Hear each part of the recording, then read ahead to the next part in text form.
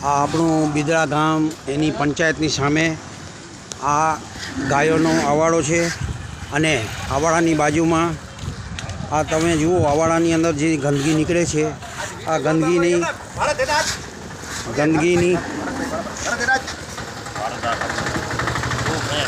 સાફ સફાઈ પંચાયત કરતી નથી।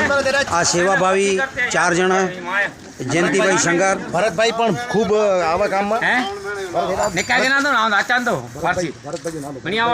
આ ભરતભાઈ રાજગોર અને સમાજના કામ માટે ઘણો આગળ આવે છે।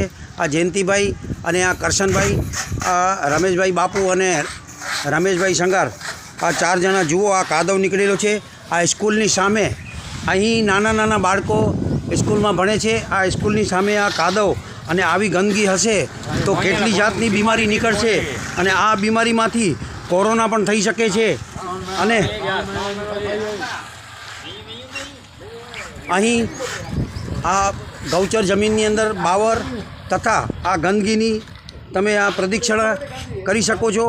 આખો આ ગૌચર જમીનનો પટ્ટો દેખાય છે તમને। આ પટ્ટાની અંદર છેલ્લે સુધી જુઓ બધી ઠેકાણે ગંદકી લાગેલી છે। આટલા મોટા મોટા બાવરો ઉગેલા છે અને આ મૂત્રીની અંદર નીચેની સાઈડમાં આ બધા ખાંચા પડી ગયા છે। આ દિવાલની કોઈ રિપેરિંગ કરતું નથી। આ દિવાલ ક્યારે પડી જાય એનું કાંઈ નક્કી નથી। અને આ સિવાય આ મૂત્રીની અંદરની સાઈડમાં પણ હું હવે જાઉં છું અને અંદરની સાઈડમાં તમને હું બતાવું છું કે કેટલી ગંદકી પડી છે। આ તમે જુઓ આ મૂત્રીની ગંદકી, આની અંદરથી પણ મચ્છર મારો અને વધારેથી વધારે બીજા બધા પ્રકરણો ઊભા થાય અને બીમારીઓ નીકળે।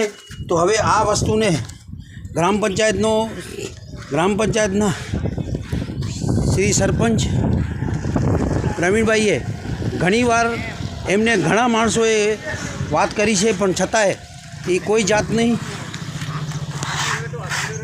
જાતના પગલાં લેતા નથી। અને આ આવાડાની બાજુમાં મોટો આંકડો ઊભો છે અહીં। તો આ બધી